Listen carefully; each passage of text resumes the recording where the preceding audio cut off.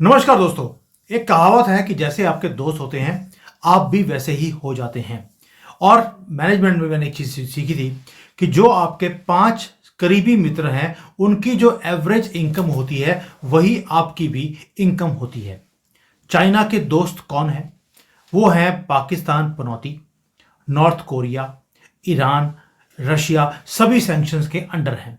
तो यानी कि सभी भीख का कटोरा लेकर फिर रहे हैं दुनिया भर में। तो चाइना का भी वही हाल हुआ क्योंकि पांचों के पांचों दोस्त भीख मांगे थे। अब जो ड्रैगन है आपको वो आग उगलता हुआ दिखाई नहीं देता है, भीख का कटोरा लेकर वो जलता हुआ दिखाई देता है कि भैया अल्लाह अल्लाह तो यहाँ पर अलाउड ही नहीं आने के लिए, जिसको भी के नाम पर मुझे भीख दे दो। ये ड्रैगन का हाल हो गया है। क्यों बोल रहा हूं? क्योंकि अभी न्यूज आई एक कि चाइना के अंदर डिफ्लेशन हो गया है। अब ये डिफ्लेशन का मतलब होता क्या है? और ये इकोनॉमी के अंदर अगर डिफ्लेशन का मतलब है कि आपकी प्राइसेस गिरनी शुरू हो गई, क्या ये भारत का मोमेंट है? मुद्दा ये नहीं है कि चाइना डूब रहा है, मुद्दा यह है कि क्या अब भारत शाइन कर सकता है। क्यों बोल रहा हूं? क्योंकि जब जब चाइना ने राइज किया भारत नीचे आया, और जब जब भारत ने राइज किया चाइना ने नीचे आना शुरू कर दिया। अब इसके ऊपर बात करेंगे उमेश जी के साथ, क्योंकि इनकी इकोनॉमी के ऊपर पकड़ ये कहते बहुत अच्छी है, तो मैंने कहा चलो आज टेस्ट कर ही लेते हैं। उमेश जी, जय सिया राम। जय Siya Ram. Sir, deflation, prices गिर रही हैं यानी कि महंगाई कम हो रही है, ये तो खुश होना चाहिए लोगों को। तो यहां पर मातम क्यों मनाया जा रहा है और ड्रैगन जो है वो बाउल लेके फिर रहा है आज की डेट में? देखिए सर, डिफ्लेशन का मतलब क्या है? अगर प्राइसेस गिर रहे हैं तो डिमांड नहीं है, और डिमांड नहीं है तो इसका मतलब क्या है कि consumers are holding back their purchasing. वो जैसे अभी समझ लीजिए इम्पल्सिव बाइंग करते थे, तो वो इम्पल्सिव बाइंग नहीं कर रहे। वो मतलब जो परचेसेस है डिफर कर रहे हैं, तो बोलते हैं कि फ्यूचर डेट पे ले लेंगे, जितना और घस सकते हैं उतना ले लेते हैं। जैसे आपने देखा है भारत में, आपने देखा है कि टूथपेस्ट की लास्ट जब तक वो यूज होती नहीं है हम पहनते नहीं है।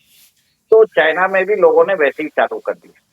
वो देखते हैं कि नहीं इसको सर, घस दो। यहाँ पर मुझे लगता है कि यहाँ पर टूथपेस्ट यूज करना ही बंद कर दिया है, और एंड तक यूज करने की बजाय।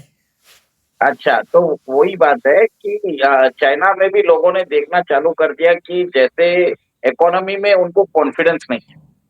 इसका सीधा मतलब वही है। क्यों नहीं है? क्योंकि चाइना के अंदर आपने देखा है कि कोविड के बाद जो सैंक्शन लगाए गए थे, जिसमें सारी सारी लोकेलिटी को बंद कर दिया गया था। अगर एक केस भी मिलता तो सब पूरी लोकेलिटी को बंद कर देते थे। और उसके बाद वहां पे जिस हिसाब से फैक्ट्रीज में ले ऑफ हुए हैं और प्रॉपर्टी सेक्टर में प्रॉब्लम्स आ गए हैं, उसके कारण बैंकिंग सेक्टर में भी प्रॉब्लम्स आ गए हैं। तो लोगों ने वहां पे अपना परचेजिंग डिफर कर दिया। ऐसा नहीं कि चाइना में लोगों के पास पैसे नहीं है, वो भी खर्च नहीं कर रहे हैं। इसका मतलब है कि उनको अपनी खुद की इकोनॉमी में they are not having the confidence, so they are saving the money for the rainy day. चलो, अभी नहीं है तो फ्यूचर में काम आएगा, जितना यूज कर सकते हैं उतना कर लीजिए। अब चाइना की इकोनॉमी है एक्सपोर्ट ओरिएंटेड, तो डोमेस्टिक डिमांड तो कम ही है। और जैसे आपने देखा है कि पाकिस्तान जैसा नेशन ने भी चाइना के ऊपर सैंक्शन लगा के रखा है, एंटी डंपिंग ड्यूटी लगा दी, 25 से 30% लगा दिया। ठीक है, आपने ही बताया था 2-3 दिन पहले कि रशिया ने भी लगा दिया है, 10 से 50% कर दिया है। और इंडिया तो लगा के ही रखा है। डोनाल्ड ट्रंप आ रहे हैं, डोनाल्ड ट्रंप ने बोल दिया कि हम 60 to 100% लगा देंगे। और ऐसा भी बोल दिया कि मेक्सिको और कनाडा को बोल दिया है कि आपके ऊपर 25% लगा देंगे, क्योंकि बहुत सारी चाइनीज कंपनीज ने मेक्सिको और कनाडा में इन्वेस्ट किया था। वो सोच रहे थे कि हम बाईपास कर लेंगे सैंक्शन। तो ऐसा नहीं है कि आपको नहीं मालूम पड़ता है, लोगों को समझ में आ जाता है। अगर आपकी चाइनीज ओनरशिप रहेगी और चाइनीज इन्वेस्टमेंट रहेगा, चाइनीज प्रमोटर्स रहेगा, चाइनीज कंट्रोल रहेगा, तो वो नेशंस के ऊपर भी प्रॉब्लम्स आएगा। तो अब वो नेशंस भी डिस्करेज कर रहे हैं चाइनीज इन्वेस्टमेंट। यूरोपियन यूनियन ने मेरे ख्याल से 10% टैरिफ लगाया था ईवी पे, फिर एडिशनल 38.5% और लगा दिया। अमेरिका तो पहले से ही 45% लगा के रखा है। ठीक है, तो एक तरह से चाइना का जो एक्सपोर्ट है वो डिस्करेज किया जा रहा है। और चाइना एक्सपोर्ट करने के लिए क्या कर रहा है? वो सब्सिडी दे रहा है अपने एक्सपोर्टर्स को। मतलब कहीं ना कहीं ये स्टेट लॉस तो ले ही रहा है। आप ही कई शो में बता रहे थे कि जो एक्सपोर्ट सब्सिडी है इट इज अराउंड 50%, कहीं कहीं तो होता है। ठीक है, तो इसका मतलब ये है कि China just wants to grow and it wants to beat the US in GDP term. उस इस जीडीपी टर्म्स के अंदर उसने अंधाधुंध मतलब प्रोडक्शन कैपेसिटी बढ़ा दिया। वहां पे उसने एनवायरनमेंट की तवज्जो नहीं दी। उसने ऐसे मतलब एक्सप्लॉइटेशन ऑफ जैसे जिंगजियांग में यूगुर लोगों के ऊपर जुल्म ढा रहा है। तो एक तरह से कैसे भी है उसको बढ़ना है। अब ये क्या हो रहा है, फुल सर्कल आ चुका है। यूएस ने क्या किया, जो 30 से 40 साल का जो उनको चाइना से मजा लेना था उन्होंने ले लिया है। उन्होंने चाइना को, यूएस कंपनीज ने चाइना के अंदर इन्वेस्ट कर दिया। उन्होंने अच्छा प्रॉफिट कमा लिया। आज उन्होंने अपना इन्वेस्टमेंट वापस ले लिए। अब चाइना जब यूएस को थ्रेट दे रहा है तो वो लोग भी अपना इन्वेस्टमेंट खींच रहे हैं। अभी वो चाइना प्लस वन स्ट्रेटेजी अपना रहे हैं और अपना इन्वेस्टमेंट वो इंडिया, वियतनाम और मेक्सिको लेके जा रहे हैं। तो एक तरह से आपको समझना पड़ेगा कि जहां पे भी आप अगर आप देखें, majority of the American corporation ही रहेंगे। कोई भी बड़ी इंडस्ट्री में देख लीजिए, भले भले वो हेल्थ केयर हो या फिनेंशियल इनोवेशन हो, जो ओनरशिप रहती है वो अमेरिकन कंपनीज के पास ही है। अमेरिका का स्टॉक मार्केट ही $60 ट्रिलियन का है। आप सोच लीजिए, आप उनकी sir, economy I want to add one thing to you. आपको मालूम है कि मेरे कई दोस्त हैं जो यहाँ पर आए हुए हैं, मेरे पुराने बिजनेस एसोसिएट्स रहे हैं, मेरे कोलीग्स रहे हैं कंपनीज के अंदर। वो अभी चाइना में आए हैं माल को बाय करने के लिए। वो जब मार्केट में जा रहे हैं, they are shock to see market सामान से भरी हुई है, कस्टमर एक भी नहीं है। पूरे मार्केट में मेरे 4 दोस्त थे, वो चारों के चारों ही वहां पे घूम रहे हैं and they are buying at heavy discounts. यानी कि चाइना की मार्केट में आपको कस्टमर नहीं दिखाई देता है। दूसरा, हम लोग यहाँ पर जो टूरिस्ट प्लेस है वहां पर गए, वहां पर भी जो लोग हैं वो घूम रहे हैं लेकिन बाई कोई नहीं कर रहा। यानी कि सड़कें भरी हुई हैं, कोई यहाँ पर कोविड नहीं है, कोई यहाँ पर H1N1 नहीं है, कुछ नहीं है जैसे इंडियन मीडिया बोल रहा है। मार्केट भरी है बट प्राइसेस कम है तो भी लोग बाई नहीं कर रहे, यानी कि लोग अपना खर्चा ही नहीं कर रहे हैं। सर, मुझे एक चीज बताइए आप कि जो सिंबल ऑफ प्रॉस्पेरिटी था चाइना का, वो था कि ग्रोथ, हम ग्रोथ लेकर आ रहे हैं। और ये भारत के इकोनॉमिक मॉडल के ऊपर, मोदी जी के मॉडल के ऊपर ये हंसते होते थे। आज सर ये खुद दुनिया के लाफिंग स्टॉक बन गए। देखिए सर, अभी तो एक डेटा अभी तक आया नहीं है, डेट टू जीडीपी रेशियो। जो हमने बताया था पहले, बहुत पहले भी अपने शो में बताया था कि चाइना का डेट टू जीडीपी है 360%। भारत का डेट टू जीडीपी है 80%, 82-83% रहेगा।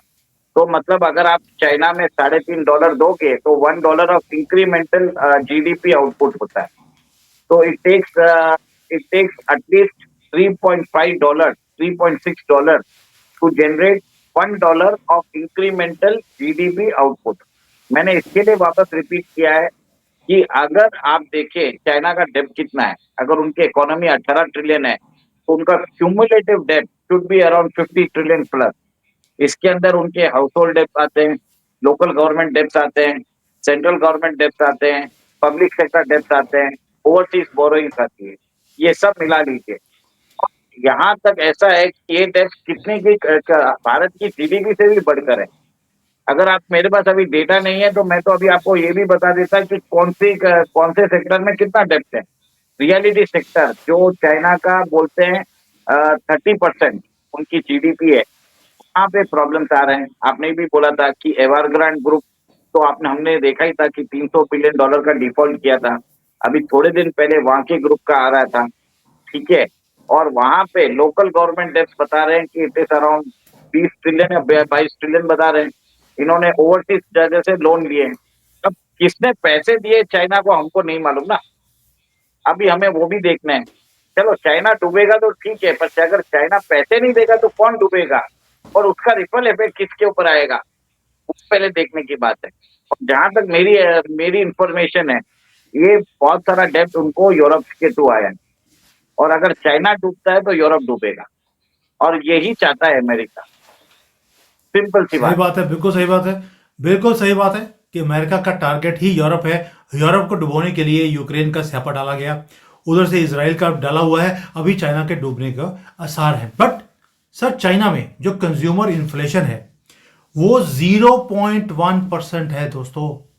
यानी कि जो 2020 में रेट थे, उससे भी कम रेट में आज की डेट में यहां पर सामान बिक रहा है। यानी कि जो ड्रैगन आपको मुंह से धुआं निकालता हुआ दिखता था, आजकल उसमें से सिर्फ काले रंग का धुआं निकल रहा है। वो भी इसलिए क्योंकि भूख के मारे पेट खराब हो गया है इस ड्रैगन का। उमेश जी, क्या ये साइंस अभी अभी आए हैं कि इकोनॉमी के अंदर डिफ्लेशन है? मैं अभी भी बोल रहा हूं, इकोनॉमी में डिफ्लेशन सिर्फ इसलिए है बिकॉज लोग कंज्यूम नहीं कर रहे, एक्सपोर्ट के ऑर्डर्स कम है। गवर्नमेंट ने अपनी जो गवर्नमेंट स्पेंडिंग होती है उसको इंक्रीज कर दिया है ताकि इस चीज को थोड़ा सा सस्टेन किया जाए। 2-4 साल निकाल लीजिए, उसके बाद दोबारा से हम कंट्री को आगे ले जाएंगे। प्लस जो इकोनॉमी के अंदर इन्होंने टेक्नोलॉजी का काम जो शुरू किया है आज की डेट में, इवन कि टेस्ला को भी मानना पड़ा कि Chinese companies are beating Tesla in electric vehicles. तो इनका जो कॉन्सेंट्रेशन है इन्होंने कंप्लीटली डिफरेंट कर दिया। आपको लगता है इससे कंट्री आगे निकल जाएगी? एक सिर्फ जैसे अमेरिका ने टेक्नोलॉजी पे काम किया, वैसे ये भी कर रहे हैं। देखिए, अमेरिका इसके लिए बढ़ पाया क्योंकि अमेरिका के पास यूएस डॉलर है। अब कोई भी चीज के लिए आपको रिसर्च एंड डेवलपमेंट फाइनेंस करने के लिए you need to have sustained capital, मतलब कोई भी आपको सस्टेन्ड आपको डेट दे सके, फंड कर सके। तो जैसे डॉलर है, जैसे ग्लोबल जीडीपी बढ़ रही है, demand of dollars is also increasing. ठीक है। तो इस तरह से globally we are sustaining American innovation. Okay. Bharat के अंदर क्यों हम इनोवेशन नहीं कर पाते? हम अपना जीडीपी का सिर्फ एक बहुत कम हिस्सा दे पाते हैं क्योंकि हमारे पास फंड्स नहीं है। कौन हमें फंड करेगा? इतना ट्रायल एंड एरर कौन करने देगा? चाइना ने क्या किया, इंटेलिजेंटली उन्होंने क्या किया, अमेरिका से टेक्नोलॉजी ली, कॉपी की, उसको रिवर्स इंजीनियर कर दिया। वहां तक ठीक है, पर फ्यूचर में वो कर पाएंगे क्या, वो डाउट है। और चाइनीज टेक्नोलॉजी में सबको मालूम है कि वो वहां पे टेस्टिंग प्रोसीजर बहुत ही बेकार है उनका। आप उन पे भरोसा नहीं कर सकते। इवन बांग्लादेश को उन्होंने जो फाइटर एयरक्राफ्ट दिए थे थोड़े दिन पहले, वो बांग्लादेश ने वापस लौटा दिए। नेपाल को हेलीकॉप्टर दिए थे, वो भी उन्होंने वापस लौटा दिए। तो जो चाइनीज सामान है जंग के, आपने उसको रिवर्स इंजीनियर कर दिया, पर वो टेक्नोलॉजी के पीछे कुछ ना कुछ तो रहेगा कि आप ऐसे नहीं हो सकते सोच सकते कि आपने रशिया और अमेरिका की टेक्नोलॉजी को रिवर्स करके आप सब कुछ जान चुके होंगे।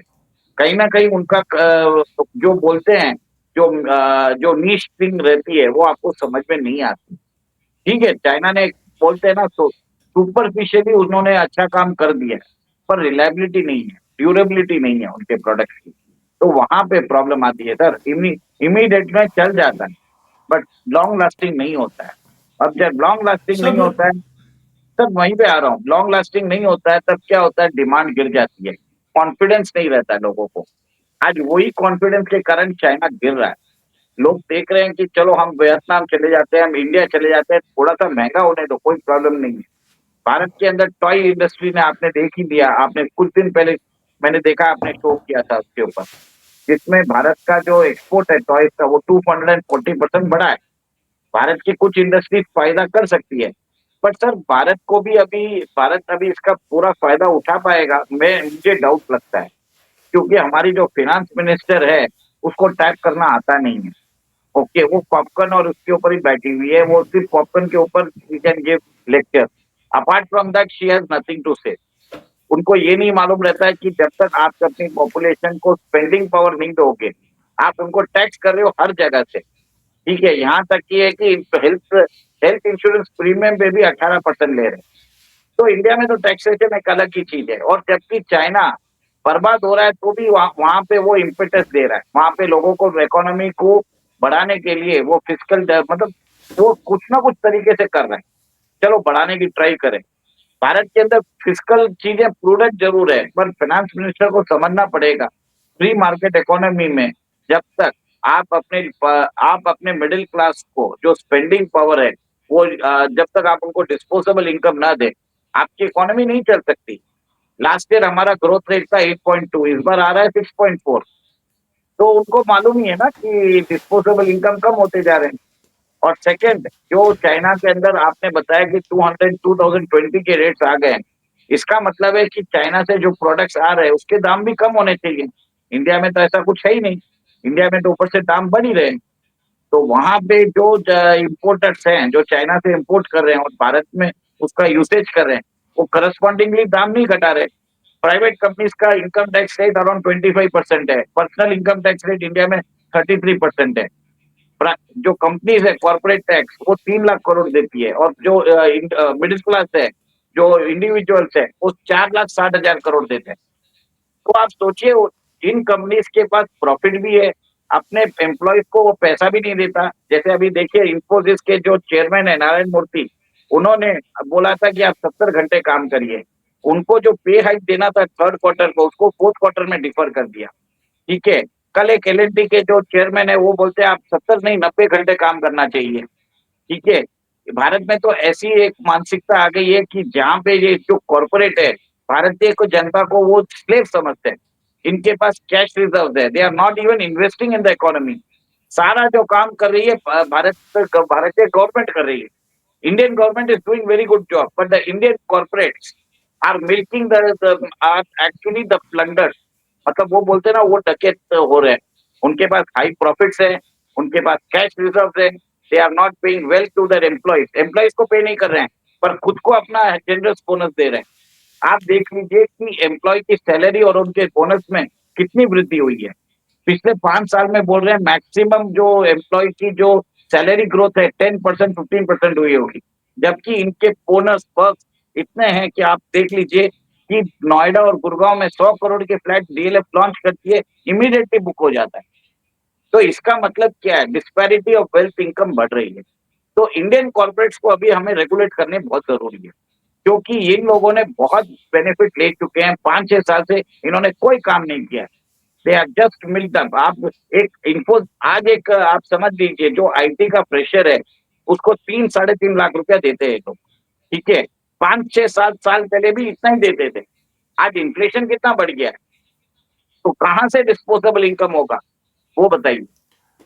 Companies sir are not China के इंडियन चाइना इंडियन के कंपनीज अंदर नहीं भी पे। जो सैलरीज एटलीस्ट अगर इंडिया में आपकी सैलरीज बढ़ रही हैं 5% 10%, चाइना के अंदर जो 8-10 हज़ार की जिसकी सैलरी थी, मैं चाइनीज युआन में बोल रहा हूँ, आज 3 हज़ार की सैलरी है, यानी कि वो 1/3 रह गई है। एटलीस्ट इंडिया में सैलरीज आपकी 1/3 नहीं रही हैं।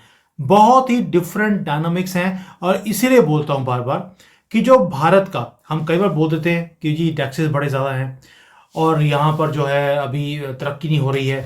अगर आपको भारत में अभी भी तरक्की नहीं दिखती, आप चाइना आ जाइए। यहाँ पर जो साइज़ है कंपनीज का, आप इमेजिन नहीं कर सकते हैं। और वहाँ पर आज कौवा भी आकर बैठने को तैयार नहीं है। उसे पता है कौवे को कि ये भूखमंगे हैं, ये कौवे को ही खा जाएंगे। इसलिए ये हालत है चाइना की। तो you have to understand one thing, जो टैक्सेस हैं वो किसी कांग्रेस की शाही परिवार के जेब में नहीं जा रहे। वो जो टैक्सेस में पैसा आ रहा है वो कंट्री की तरक्की में ही लग रहा है, और कोई सोर्स ऑफ इनकम गवर्नमेंट का नहीं होता है। Government's business is not to be in business, और इसीलिए उन्होंने सारे बिजनेसेस को एक तरह से प्राइवेटाइज करने की कोशिश करी है कि आप कमाकर गवर्नमेंट को टैक्स की तरह रूप में पैसे दीजिए, वरना काम नहीं होगा। अब आते हैं कि जो चाइना है, चाइना की तरफ जो एक परफेक्ट स्टॉर्म आता हुआ दिखाई देता है चाइना को। उससे पहले ही डिफ्लेशन के आसार दिख गए, हमने वो भी देख लिया। डोनाल्ड ट्रंप नाम का तूफान ये भारत की तरफ कह दिया, चाइना की तरफ आ रहा है। आपको नहीं लगता कि जो सारा ब्रह्मांड है, इस पे जो स्टार्स हैं वो अलाइन हो रहे हैं भारत की राइज के लिए? देखिए, हमेशा मैंने ये बोला है, मेक अमेरिका ग्रेट अगेन है। डोनाल्ड ट्रंप का स्टार्टिंग से नहीं, बहुत मैं आपसे आपके शो पे आया तब से मैंने बोला है मागा के बारे में। ठीक है। अब मागा के अंदर आपको समझना पड़ेगा कि मागा जब सक्सीड होगा कैसे होगा। अगर अमेरिका ग्रेट होना है तो किसी ना किसी को तो नीचे लेके आएगा। आपने देख लिया कि उन्होंने बोल दिया कि ग्रीनलैंड हमारे को दे दीजिए, डेनमार्क को बोल दिया है। ठीक है। उन्होंने कनाडा को बोल दिया 51st रिपब्लिक बन जाइए, मेक्सिको को बोल दिया 52nd रिपब्लिक बन जाइए, गल्फ ऑफ मेक्सिको को बोला कि गल्फ ऑफ अमेरिका चेंज कर देंगे, पनामा कैनाल ले लेंगे। तो अमेरिका अपना बॉर्डर्स बढ़ाना चाहता है। वो सारा जो अमेरिकन कॉन्टिनेंट है, पहले नॉर्थ अमेरिकन कॉन्टिनेंट है, वो अपने अंदर करना चाहता है। ज्योग्राफिकली वो बोलता है सबको हम ले लेते हैं। और वो उसको मालूम है कि कनाडा की सिक्योरिटी अमेरिका देता है। मेक्सिको के अंदर लोग अमेरिका आने के लिए मरते भी हैं, मतलब वो कोई भी रिस्क ले लेते हैं। तो डोनाल्ड ट्रम्प ने बोला इससे अच्छा तुम हमारे भाग ही बन जाओ, आपको टेंशन ही लेने का बात नहीं है। ठीक है, आपके हम आपको सारी प्रोटेक्शन दे देंगे, आप हमारे से ही जीते हो, तो इसमें गलत कुछ भी नहीं है। अगर मैं एक बिजनेसमैन के हिसाब से सोचूं, it is a very prudent decision. ठीक है, आपको जान के हैरानी होगी पर मीडिया रिपोर्ट में नहीं बोल रहे हैं 50% of more than Canadians wants to become American citizen. आप उधर आज रेफरेंडम करा दीजिए कनाडा और मेक्सिको में और ग्रीनलैंड में भी करा दीजिए, सब लोग लेंगे कि हमको अमेरिका का भाग बनना है। वो कंट्रीज कभी भी नहीं चाहेगी कि वहां पे रशिया या चाइनीज इन्फ्लुएंस होए। और अमेरिका को भी मालूम है कि अगर बॉर्डर्स बढ़ेगा तो उनकी currency the usage of American dollar भी बढ़ेगा। ठीक है, अगर डॉलराइजेशन को अगर कायम रखना है then you have to redraw the border, you will have to expand your border. तो अब अमेरिकन एक्सेप्शनलिज्म, अमेरिकन हीगोमनी आपको देखने को मिल रहा है और यही काम चाइना भी कर रहा था। चाइना क्या कर रहा था, बीआरआई इनिशिएटिव यूज कर रहा था, चाइना यूज कर रहा था अपने जैसे हर जगह प्रोजेक्ट बना रहा था, उस कंट्री को टेप ट्रैप करके उसके सारे नेचुरल रिसोर्सेज उसकी ग्रोथ के लिए ले रहा था। तो अमेरिका क्या है, डायरेक्ट वे से कर रहा है, चाइना इनडायरेक्ट वे से कर रहा था। अब चाइना को भी बता दिया कि बॉस आप अपने कॉन्टिनेंट तक रहो, नहीं तो वहां पे हम वॉर चालू कर देंगे। कुछ दिन पहले आपने ही बताया था कि पेरू की कैपिटल लीमा में उन्होंने एक पोर्ट ऑर्गेनाइज किया था शी जिनपिंग ने। तो डोनाल्ड ट्रंप को नजर आ गया और अमेरिका के पास, मैं हमेशा बोलता हूँ, 800 मिलिट्री बेसेस है, वो शो पीसेस के लिए तो नहीं है। कहीं ना कहीं वो अमेरिकन पावर दिखाएंगे। अमेरिका के पास डॉलर भी है, अमेरिका के पास सबसे बड़ी चीज है कि वर्ल्ड की 30% कंजम्पशन इकोनॉमी का जो है अमेरिकन इकोनॉमी है और सब लोग अमेरिका को माल बेचना चाहते हैं। तो उन्होंने बोल दिया कि मैं इनकम टैक्स लोड कर दूंगा और टैरिफ्स बढ़ा दूंगा। और टैरिफ्स बढ़ाने से वो क्या होगा, अमेरिकन कंजम्पशन को यूज करेंगे, वेपनाइज करेंगे Donald Trump to get the to get what America wants. तो अब वो चाइना को दबाएंगे, वो चाइना को बोलेंगे आप मानो मेरी बात। और आपने ये भी देखा है कि बहुत लोगों ने बोला है कि इलॉन मस्क की दोस्ती डोनाल्ड ट्रंप से रहेगी तो चाइना ने अपना इंश्योरेंस कर दिया। ऐसा कुछ भी नहीं है। कल ही कुछ दो अमेरिकन कंपनीज, मेरे को नाम याद नहीं आ रहा है, जो टेस्ला को सप्लाई करती है, उनको ब्लैकलिस्ट में डाल दिया है। तो अमेरिका तो अभी एक ही चीज है, उसको समझ में आ गया कि उसका कंजम्पशन से ग्लोबल इकोनॉमी चल रही है। हम जितना कंजम्पशन करेंगे आपको फाइनेंस भी करना पड़ेगा, हमारी बातें भी माननी पड़ेगी और हम बॉर्डर्स भी रिड्रॉ करेंगे। उस रेस में चाइना की बैंड बजने वाली है। और अगर चाइना नहीं माना तो चाइना के अंदर विद्रोह भी चालू कर देंगे। सर एक चीज है, चाइना के बिल्कुल अंदर सही, बिल्कुल सही। लोग लोग लोग सोचते हैं कि चाइना बहुत अथॉरिटेरियन है, बट किसी को भी नहीं मालूम कि सीआईए जो है उसके कितने डीप टेंटेकल्स है। उसने चाइना में कितने एसेट्स तैयार किए हैं, किसी को नहीं मालूम। वो किसी चीज के लिए रखते हैं, वो ऐसा है कि वो 3 4 5 डिकेड तक वो फंड भी कर सकते हैं कि तुम चुप रहो। और जिस दिन वो करेंगे चाइना के अंदर आप एक अलग से एक रेवोल्यूशन देखेंगे जिसमें Soviet style collapse of China हो जाएगा। कुछ भी हो सकता है सर। बिल्कुल सही है। नहीं, चाइना को मालूम है कि अमेरिका लगा हुआ है, लेकिन मुद्दा वही था कि चाइना के अंदर डिफ्लेशन है, चीज़ें की प्राइसेस कम हो रही हैं, लोग कंजम्पशन नहीं कर रहे, एक्सपोर्ट के ऑर्डर्स नहीं हैं। यानी कि भारत के लिए ये परफेक्ट मोमेंट है। क्या हम रेडी हैं भारतीय उस पोजीशन को गेन करने के लिए जो चाइना अपनी पोजीशन को लूज कर रहा है, अमेरिका की खुद की पोजीशन लूज होती जा रही है कि वर्ल्ड का इकोनॉमिक पावर हाउस था, क्या भारत दुनिया का इकोनॉमिक पावर हाउस बनने के लिए रेडी है? क्या हमारे पास वो ग्लोबल मैन्युफैक्चरिंग आउटलुक है जैसे चाइना के पास है? क्या हम चाइना प्लस वन की पॉलिसी में एडवांटेज ले सकते हैं? क्या ये अपॉर्चुनिटी को हम एक स्ट्रेंथ की तरह अपने यहाँ पर मैन्युफैक्चरिंग बेस बना सकते हैं? क्या हमारे बिजनेसमैन रेडी है ये सारी चीज़ों को करने के लिए, अपनी मार्केट्स को एक्सपैंड करने के लिए, भारत की मार्केट को कैप्चर करना और दुनिया की मार्केट को भी कैप्चर करना? क्या ये पोटेंशियल हम यूज कर सकते हैं? क्वेश्चन बार बार यही आता है और मेजर कई बार इसके ऊपर टच भी किया कि हमारे बिजनेसमैन के अंदर सोच ही नहीं है कि मुझे पूरे दुनिया की मार्केट को कैप्चर करना है। भी अमेरिकन कंपनीज है, पूरे दुनिया को कैप्चर कर लिया।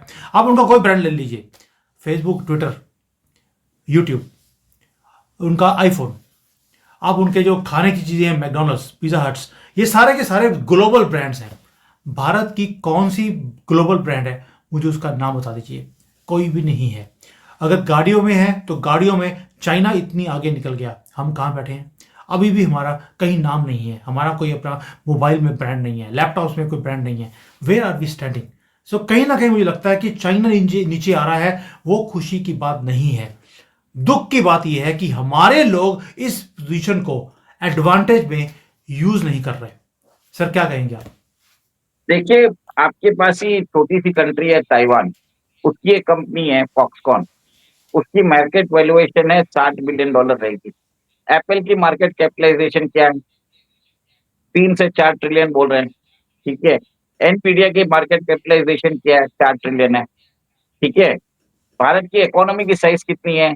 कंपैरिजन नहीं होता है, बट आपको बता रहा हूँ अराउंड 4 ट्रिलियन है। 4 ट्रिलियन। हाँ, ठीक है, मैं फिगर्स की बात कर रहा हूँ, ठीक है। भारत के अंदर जो जितनी भी जो बाहर की कंपनीज का जो बोलते हैं प्रोडक्शन करती है, वो डिक्सन टेक्नोलॉजीज करती है, ठीक है। और पर कितने लोगों को डिक्सन टेक्नोलॉजीज के बारे में मालूम है? बहुत लोगों को नहीं मालूम, जीरो। ठीक है। अब आपको ये बताता हूँ कि भारत के अंदर इन्फोसिस है, विप्रो है, टीसीएस है, सब लोग बड़ी बड़ी कंपनी है। ये 20 से 25 सालों से है, इन्होंने आज तक अपना एक प्रोडक्ट डेवलप नहीं किया। ये अपने आप को सुपर आईटी कंपनी बोलती है। ये काम क्या करती है? बॉडी शॉपिंग करती है, ठीक है। और वो बाद में कस्टमाइजेशन ऑफ सॉफ्टवेयर करती है, कोडिंग के नाम से थोड़ा बहुत चेंजेस कर देते हैं, लोकलाइजेशन। सर, इसको बोलते हैं सॉफ्टवेयर पुलिस। मेरे को मालूम है बहुत लोगों को ये गलत बात लगेगी, पर आप बताइए, क्या हमारी कंपनीज ने आज तक ग्लोबल लेवल में कोई भी रिलेशनल डेटाबेस मैनेजमेंट सिस्टम बनाया? आरडीबीएमएस, ओरेकल जैसे, एसक्यूएल जैसे कोई भी प्रोग्रामिंग लैंग्वेज बनाया? सी प्लस प्लस, जावा, पाइथन, या कोई भी कंपनीज के जैसे तो ऐसा कोई भी ऑपरेटिंग सिस्टम बनाया? विंडोज, लिनक्स, यूनिक्स जैसे ऐसा कोई भी नेटवर्किंग प्रोटोकॉल्स बनाया है जिसमें हमारे प्रोटोकॉल वर्ल्ड वाइड यूज होते हैं? कोई हमने ऐसा कोई एंक्रिप्शन सॉफ्टवेयर बनाया है जो यूज होता है जैसे इसराइल बनाता है? कोई हमने स्पाई सर्वेलेंस सॉफ्टवेयर बनाया है? वो बताइए। हम कुछ भी नहीं करते हैं। हम वो सॉफ्टवेयर लेते हैं, कस्टमाइजेशन करते हैं, जो बोलते हैं ना लो एंड कूली जॉब, वो करते हैं हम लोग। और वहां पे हम लोग अपने आप को बोलते हैं we are knowledge power information source. मुझे ये समझ में नहीं आता है, ये सब काम तो कोई भी कर सकता है, ठीक है। We have not moved ahead in the value chain even today. वो माइंडसेट ही नहीं है। सर, एक छोटी सी कंपनी है जोहो, वो कुछ अच्छा काम कर रही है, पर कितने लोगों को मालूम है उसके बारे में? और कितने इंडियन गवर्नमेंट क्या उनको सपोर्ट देती है? बट आप समझ लीजिए, भारत के अंदर भारत के लोग ही भारत के बिजनेसमैन को नीचे खींचते हैं। सबसे बड़ी बात ये मैं आपको सीरियसली बता रहा हूँ, I am coming from the business community, मुझे मालूम है। आई मेरा सॉफ्टवेयर बैकग्राउंड भी है, I work as a software engineer myself, okay. इसके लिए मैं बात कर रहा हूँ। जस्ट बिकॉज मुझे I have a family background as a businessman, I have worked as a software developer as well. मैंने प्रोग्रामिंग लैंग्वेजेस पे काम किया है डीप लेवल तक, तो that's why I am able to say all this thing. तो ये सब कुछ किया कुछ नहीं है सर, सिर्फ बातें बहुत ज्यादा होती है यहाँ पे। और एक बिल्कुल, और एक चीज आई एग्री विद यू। आई और एग्री विद यू। देखिए उमेश जी, मैं हमेशा बोलता हूं कि चाइना ने सिर्फ वॉल्स को क्रिएट किया, ग्रेट वॉल ऑफ चाइना। ये भारत को एक डिफरेंट एक राह को पकड़ना पड़ेगा, where we build bridges country के अंदर भी, और कंट्री टू कंट्री दूसरे कंट्रीज के साथ भी हमें ये पुल बनाने पड़ेंगे इंस्टेड ऑफ क्रिएटिंग वॉल्स। जैसे अभी अमेरिका बना रहा है, चाइना ने भी बना के रखे, तभी इस मूवमेंट को हम कैप्चर कर सकते हैं। बट अदरवाइज जो सपना है एक विकसित भारत, एक डेवलप्ड कंट्री जो साफ सुथरा हो, जैसे वेस्टर्न कंट्रीज में जाकर हम देखते हैं, अमेरिका की बात नहीं कर रहा, वहां पे तो आजकल थर्ड वर्ल्ड कंट्री लगता है, बट जो पहले होता था वैसा हम अपने कंट्री को देखना चाहते थे। उसको करने के लिए हमें ब्रिजेस बनाने पड़ेंगे, हमें अपनी सोच को भी बड़ा करना पड़ेगा। ये गधों वाले काम जो हम करते रहते हैं किसी कंपनी के लिए, हमने कॉन्ट्रैक्ट मैन्युफैक्चरिंग कर लिया, उन्होंने बता दिया क्या डेवलप करना है, तो हमारे सारे लोग उसको डेवलप करने में लग जाते हैं, लेकिन खुद कुछ डेवलप नहीं करते हैं। ये चीज़ों को थोड़ा सा मुझे लगता है चेंज करने की एक एक एक आनी चाहिए, अंदर से आवाज़ आनी चाहिए कि now we will not follow them, जैसे चाइना ने अभी करना शुरू कर दिया। They want to make the whole world run after them and they are sir making people run also. Sir BYD जो चाइनीज की जो ईवी कंपनी है, जो चाइना के अंदर वो कार बनाती है, उसकी कार आजकल बोलते हैं टेस्ला से बढ़िया है। Build your own dreams, yes, BYD, yes. ठीक है। उनकी एक कंपनी नहीं है, मुझे दूसरी कंपनी का नाम याद नहीं आ रहा है, 2-3 कंपनियां है जो उन्होंने अपने world last year single year में उन्होंने 1 मिलियन व्हीकल्स प्रोड्यूस किए थे, ठीक है। एक तरह से रिकॉर्ड है। Sir, BYD has made 4.1 million cars, 1 billion cars इन्होंने चाइना में प्रोड्यूस करी हैं, 1 बिलियन। एंड 4.1 तो सिर्फ इसने किया है BYD ने, और जो टेस्ला है they made only 1.7 million cars. बाकी कंपैरिजन ही नहीं है। अभी मैं कोई ये नहीं है कि तारीफ कर रहा हूँ चाइनीज की, मैं वही बोल रहा हूँ अगर चाइनीज कर सकते हैं जो सिर्फ कॉपी मास्टर हैं, हमारे लोग क्यों नहीं कर सकते? इशू वही है। बट एनीवेज, आज मुद्दा था कि चाइना के अंदर डिफ्लेशन है। ये मैटर ऐसा है कि हम 1 घंटा भी लगे रहें तो खत्म नहीं होगा, और जो प्राइसेस कम आ रही हैं ये भारत का मूवमेंट है। बार बार मैं भारतीयों को बोलता हूं, please do not come to China to buy products, you should come here because they are ready to transfer the technology. आप भारत में बनाइए, भारत में बेचिए और दुनिया को एक्सपोर्ट कीजिए। जो मेरे यहाँ पर दोस्त आए हुए हैं ये सभी यहाँ पर टेक्नोलॉजीज ट्रांसफर करने के लिए आए हैं, तभी मैं उनके साथ टाइम भी लगा रहा हूँ। अगर ये माल खरीदने आते तो मैं टाइम नहीं लगाता उनके साथ कि you are going to bring our country down. So please, जहां पर आपको टेक्नोलॉजी मिलती है, जॉइंट वेंचर पार्टनर मिलते हैं, ढूंढिए और भारत में बनाना शुरू कीजिए। ये भारत का मूवमेंट है। Do not do the same mistakes जो बाकी की कंपनियां करती रही। चाइनीज कंपनीज ने भी यही गलतियां करी थी। आज इनका हालत क्या है? मुंह से सिर्फ गंदे गंदे डकार आ रहे हैं भूख के कारण। ये है ड्रैगन का हाल। So Umesh ji, it is not a good thing कि कोई कंट्री नीचे जा रही है। यस, हमारा दुश्मन कंट्री है, नीचे जा रहा है, अच्छा लगता है, बट हमारे लोग इसका एडवांटेज नहीं ले पा रहे हैं। इस बात का मुझे दुख भी है। इसके ऊपर किसी और दिन और डिटेल में बात करेंगे। तब तक के लिए जय सिया राम। जय सिया राम।